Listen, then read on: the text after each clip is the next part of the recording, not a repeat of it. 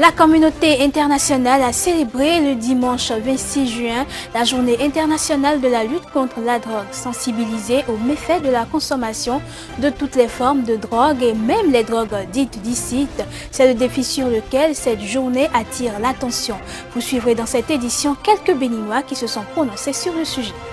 Et nous parlerons des vacances qui représentent une période de repos, de loisirs et de distraction pour enfants, jeunes et adultes. Comment tirer à profit ces vacances? La réponse est à suivre dans ce journal. Le cercueil de Patrice Lumumba est arrivé le dimanche dernier dans le Haut-Katanga, dans le sud-est de la République démocratique du Congo, théâtre de l'exécution du héros de l'indépendance. C'est toujours un plaisir d'être des vôtres. Mesdames, Messieurs, bonsoir et bienvenue au journal. Le dimanche 26 juin 2022, c'était la journée internationale contre l'abus et le trafic illicite des drogues. Ces substances licites ou illicites ont un effet néfaste sur le physique ou le psychisme du consommateur. Cette année, la journée internationale contre l'abus et le trafic de drogue met en relief les conséquences des problèmes liés à la drogue sur les crises sanitaires et humanitaires. Quelques citoyens rencontrés dans la ville de Cotonou exposent les conséquences de la consommation de la drogue. La drogue, je sais que c'est une sorte de stupéfiant que bon nombre de jeunes utilisent aujourd'hui. Bon, on peut sniffer ça, on peut fumer ça. Bon, il y a différentes manières d'utiliser ça. La drogue, c'est une mauvaise chose, ça nuit gravement à la santé. La drogue, d'abord, c'est pas bon pour la santé. Quand tu es jeune et tu es souvent, tu t'abonnes souvent à la drogue, tu vas vite vieillir. D'abord, ça ne te donne pas une bonne truc là. Ouais, un peu. Quand tu es jeune et tu prends souvent la drogue, tu vas te tuer jeune quoi. C'est pas bon quand même. Moi, je ne souhaite pas ça à mes frères, à mes collègues, à mes amis. Je ne leur souhaite pas ça. Bon, la drogue, c'est quelque chose, on prend parfois pour se sentir léger. Mais ça a des effets secondaires. Généralement, c'est l'influence des amis ou l'envie de nouvelles expériences. Ils ont envie d'essayer parce qu'ils voient tout le monde faire. Et ça dépend comme ça. La drogue a plusieurs conséquences et très très néfastes. Il y a généralement le cancer, ça c'est inévitable. Et ensuite, ça crée des dégâts sur les poumons. Et plus tard peut-être, ça peut commencer à jouer sur votre respiration et tout. Vous allez manquer. Ça donne la nerveuse, ça rend nerveuse quoi. Ça donne les difficultés de respirer. Oui, j'ai des amis parce que je suis dans le domaine d'Acadie quoi. Donc les gens qui prennent les sacs d'Acadie là, souvent quand ils veulent commencer le boulot, c'est ça ils prennent avant de commencer le travail. Et ça leur donne la force quoi. Vous voyez, la drogue ça leur donne la force. Ça leur donne la force pour travailler quoi. C'est trop d'amis qui en prennent. Généralement, il y en a plusieurs types. Il y en a de la poudre et de l'herbe. Celle de la poudre, on le prend, on l'aspire par le nez. Mais celle de l'herbe, on le plie dans un papier. Puis, celle en herbe, on l'appelle la huida. Et celle en poudre, je ne connais pas trop le nom, mais ça a plusieurs noms. Il y a le cannabis, je pense. Mais ça a plusieurs noms quand même. Non, d'abord, moi, les conseils que j'ai su, les conseils des parents que j'ai su, ça ne me fait pas tout là à prendre la drogue. D'abord, c'est pas bon. Quand je vois les gens, les effets secondaires, je ne peux pas. Ça agit mal. J'en prenais, mais plus maintenant. Parce qu'il n'y a rien dedans en fait. J'ai fini par comprendre que il y a pas, ça donne rien en fait. Parlons toujours de stupéfiants, mais cette fois-ci nous parlons de la chicha. La consommation de la chicha a fait objet de discussion à l'hémicycle le jeudi 23 juin 2022.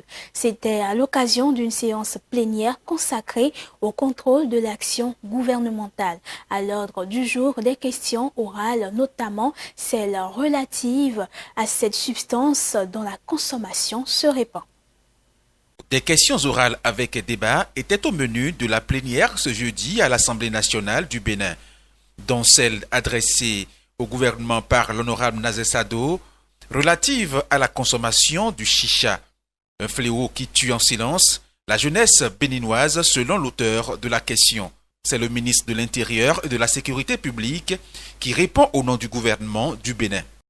Depuis bientôt 3 ans, l'expansion de ce phénomène qui s'observe dans les bars et boîtes de nuit des grandes villes pose un réel problème de santé publique et de propension vers la délinquance. Pour lutter contre ce phénomène, la police républicaine mène souvent des opérations coup de poing dans les espaces festifs pour y extirper des individus peu recommandables.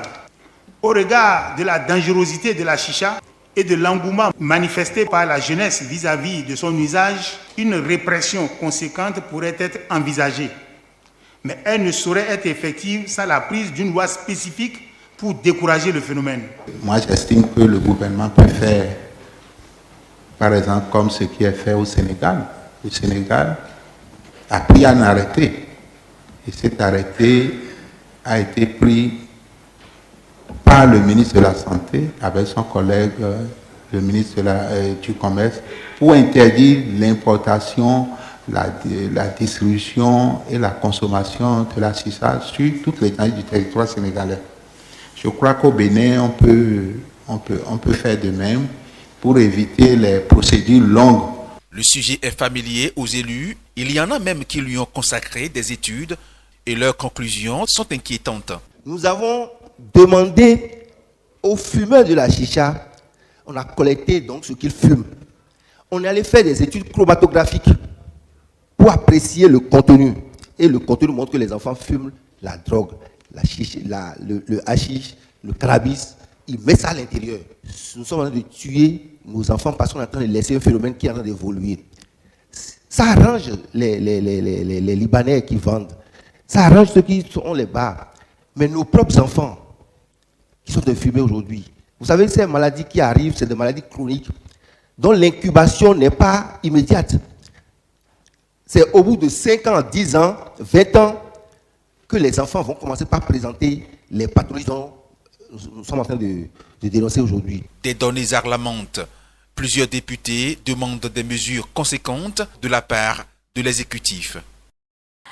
Les mouvements de protestation ont repris sur le campus d'Abomey-Calavi. Ils se justifient par la suspension de la session du mercredi 24 juin dernier à la faculté des sciences économiques et de la gestion FASEG. Ces manifestations font suite à un malentendu entre responsables universitaires et les étudiants. Suivons ici les motifs et l'évolution de la situation avec quelques responsables des organisations estudiantines à caractère syndical.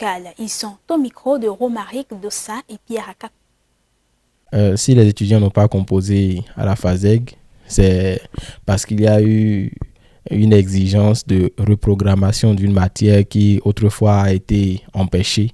Les étudiants sont mécontents par rapport à la gestion qui est en train d'être faite à la FASEG. Premier point, lors des dérogations, ils ont pris, au lieu de prendre 2 000 francs, la dérogation qui est à 2 000 francs, selon les tests, la faculté a pris 5 000 francs chez les camarades étudiants. C'est le premier point. Le second point, il y a certaines matières qui ont été empêchées, c'est-à-dire certaines matières qui ont été empêchées au cours du premier semestre. L'autorité n'a pas pu reprogrammer ces matières, alors que ce que nous revendiquons au premier semestre, l'autorité nous avait donné raison. Troisièmement, l'autorité prend une mesure que nous saluons. D'ailleurs, au cours de l'année, à 6 mois des cours, à 6 mois de l'année, prend une mesure pour pouvoir demander aux camarades, si vous ne validez pas toutes les UE, vous n'allez pas soutenir. Tel n'était pas le cas, parce que les étudiants soutenaient sans pouvoir valider toutes les matières. Nous, on a dit que c'est une décision salutaire, mais l'application, ça cause problème. On ne peut pas quand même prendre une décision au cours de l'année et l'appliquer même. Quand ça, à 6 mois de l'année. Nous, on a demandé que cette loi, en réalité, il faudrait que vous l'appliquiez à partir de l'année prochaine pour que l'étudiant qui est en 2e année aujourd'hui sache désormais qu'arrivé en 3e année, avant de soutenir, il faut finir toutes les matières. Nous sommes insurgés parce que nous estimons que les camarades étudiants dont les parents ont payé des centaines de mille pour qu'ils puissent venir composer et avoir leur parchemin.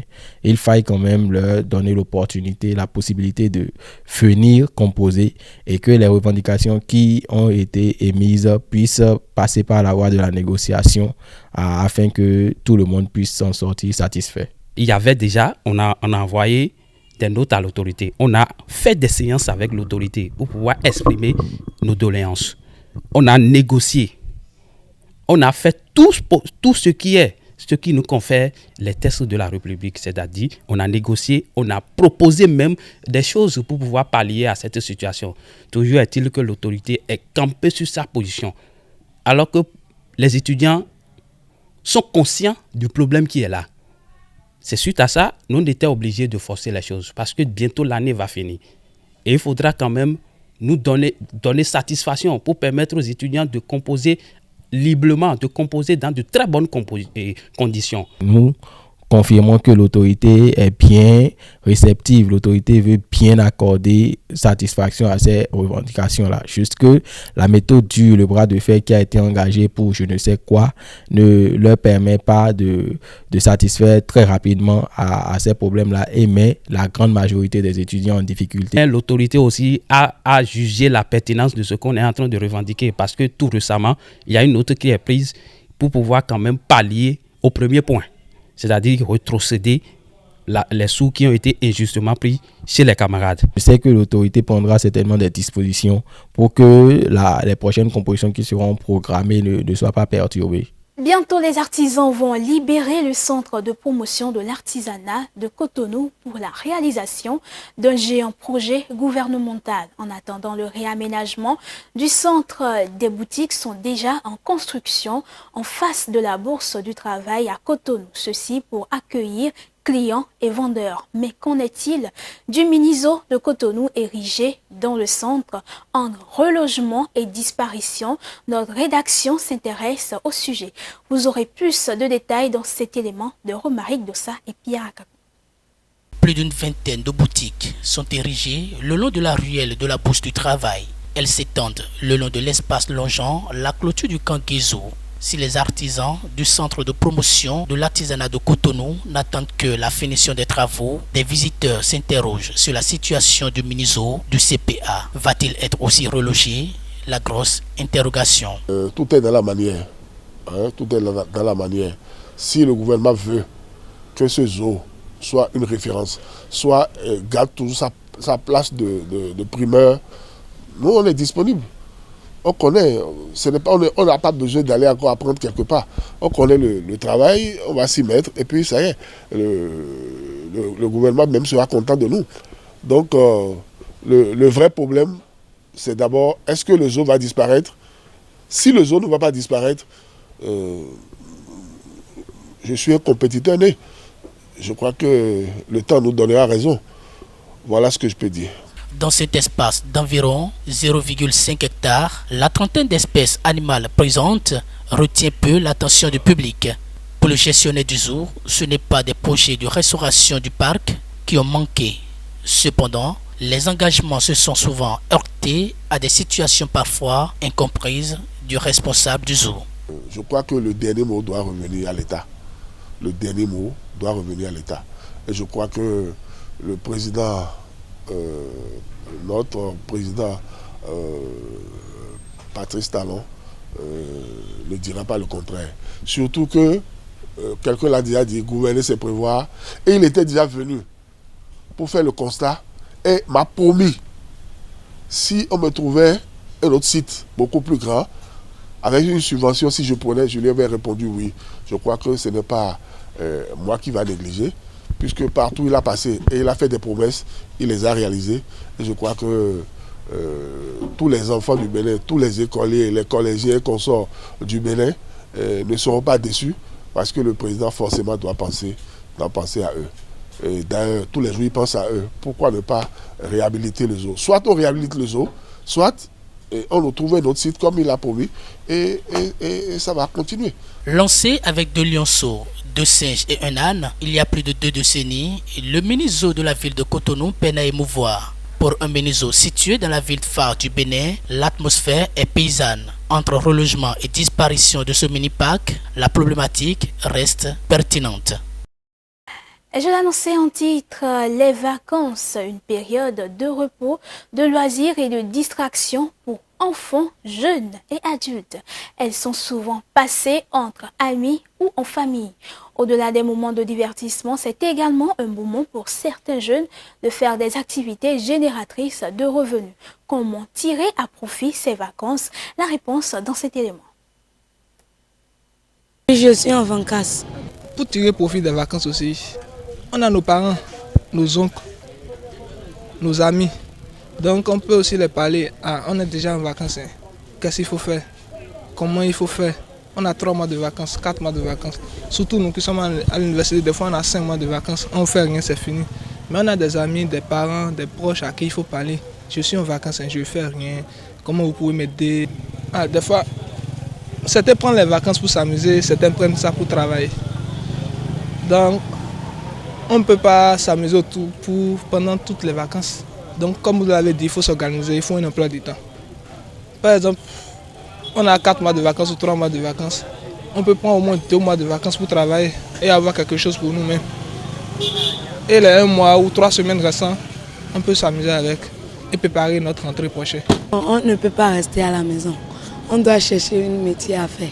Aujourd'hui, il n'y a pas de famille sans commerçant, sans ménagère, sans sans activité génératrice de revenus. Alors donc par rapport à ceci, si il y a des étudiants, des élèves, tout ça là, ils n'ont qu'à se faire chose là, ils n'ont qu'à se rabattre à leur famille. Je vais situer la maman, donc ce que la maman fait, donc profiter de ça, essayer de se rapprocher de la maman et l'aider dans ce qu'elle est en train de faire. En ce moment, la maman peut toutefois leur donner des orientations par rapport à ce qu'elle fait et eux autres peuvent rentrer dans des marchés, acheter des pailles, des tissus et consorts et vendre. C'est en se constituant en groupe, faire des sorties, parce que ces vacances on dit. Vacances, il faut se reposer. Certes, il faut aller chercher un peu de l'argent pour aider les parents, mais il ne faut pas se donner complètement à ces gens aux travaux, à but lucratif. Donc il faut chercher un peu, s'amuser un peu et prendre son temps à profit. Parce que les vacances, ça fait encore dans 9 mois, dans 1 an encore, ils seront en vacances. Or, il faut se reposer pour pouvoir bien reprendre le travail. Les petites activités qui amènent les jeunes à se positionner au niveau des choses là, au niveau des feux tricolores pour vendre. Il y a aussi des ventes en ligne. Au fait, les portails Android sont aussi favorables à des trucs du genre. On peut toutefois profiter de ces réseaux sociaux pour mener des activités et là, on sera satisfait de part et d'autre. C'est tout pour les informations au plan national. Passons à présent à la page Inter.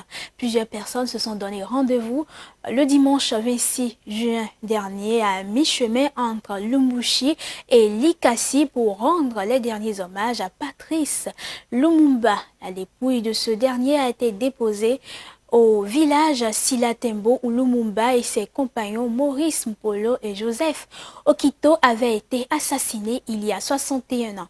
Une cérémonie à la fois solennelle et rituelle a donné le ton à cette longue journée d'hommage avec l'accueil du cercueil par le Premier ministre Sama Lukonde et 4 chefs coutumiers. Suivez. Le cercueil d'Emery Patrice Lumumba est arrivé dimanche dans le Haut-Katanga, théâtre de son exécution. À l'intérieur, une dent, l'unique relique disponible conservée par l'un de ses meurtriers en guise de trophée. Le corps de l'ex-premier ministre ayant été dissous dans l'acide pour effacer toute trace de son existence. Pourtant, le souvenir d'Emery Patrice Lumumba reste intact. Lumumba, pour moi, c'est un maître en pensée. C'est quelqu'un qui a apporté l'éveil politique au Congo, pas seulement pour lutter pour l'indépendance, mais aussi pour la suite. C'est-à-dire, il avait une vision de faire le Congo un pays uni, un pays fort. De l'émotion pour ce retour de la dépouille sur ce lieu des crimes donc. C'est ici que la vie du Premier ministre avait été abrégée en janvier 1961. Tout le temps que nous étions en route, j'avais des larmes aux yeux, j'étais en train de pleurer. C'est le lieu où on a décidé de l'achever. Et de l'achever parce qu'il avait ses idées, mais il n'était pas achevé. Ces gens-là se sont trompés. Ce qu'on peut retenir de Lumumba, c'est que Lumumba était l'héros aujourd'hui. Il est le héros national et puis il nous a enseigné l'unité et puis la cohésion pacifique. La dépouille d'Emery Patrice Lumumba sera inhumée le 30 juin à Kinshasa lors de la célébration du 62e anniversaire de l'indépendance du Congo. Le Soudan accuse l'Éthiopie d'avoir exécuté 7 soldats soudanais et un civil retenu captif. L'armée soudanaise a déclaré que cette action recevra une réponse appropriée. L'Éthiopie a également exhibé publiquement les corps après les exécutions. Ces accrochages se sont intensifiés en 2020 avec la guerre entre le gouvernement fédéral éthiopien et les autorités régionales du Tigré. L'Éthiopie a exécuté 7 soldats soudanais et un civil fait prisonnier. Les autorités soudanaises qui accusent Addis Abeba promettent de riposter face à ce qu'elles considèrent comme un acte perfide.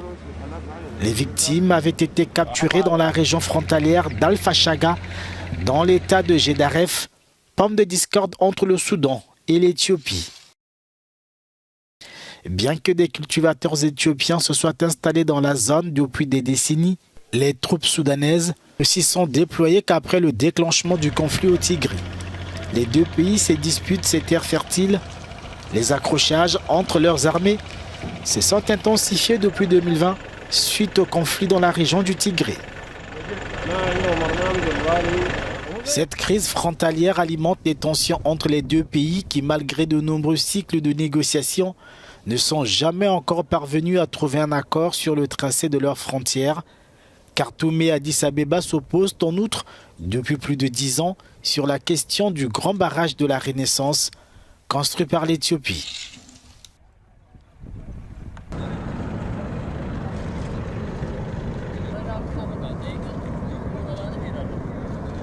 Le procès d'un Égyptien accusé d'avoir tué une étudiante devant son université parce qu'elle refusait ses avances est ouvert dimanche 26 juin dans le nord de l'Égypte. L'affaire est particulièrement suivie en Égypte où une vidéo du meurtre de Nayera Ashraf le 19 juin a été très partagée en ligne et au-delà. Dimanche s'est ouvert en Égypte le procès d'une affaire qui a déclenché une colère généralisée dans le pays et au-delà, le meurtre d'une étudiante par un jeune homme dont elle rejetait les avances. Mohamed Abdel, poursuivi devant le tribunal de Mansoura, à 130 km du Caire, est accusé de meurtre avec préméditation. Selon ses déclarations aujourd'hui, même s'il a modifié certaines d'entre elles, elles indiquent l'existence d'une intention criminelle générale et spécifique de tuer. Une intention générale de tuer puisqu'il a agressé la victime et l'intention spécifique, c'est lorsque le but de l'agression est de donner la mort. La prochaine audience est fixée à mardi. S'il est reconnu coupable, Mohamed Abdel risque la peine maximale, la mort. Et en la matière, l'Égypte ne fait pas dans la dentelle. Le pays a procédé au 3e plus grand nombre d'exécutions au monde en 2021, selon Amnesty International. Près de 8 millions d'Égyptiens ont été victimes de violences, selon un rapport publié par l'ONU en 2015. Ainsi donc se referme cette édition. Merci à vous de l'avoir suivi et retrouvez-nous sur tous nos canaux digitaux Facebook et YouTube.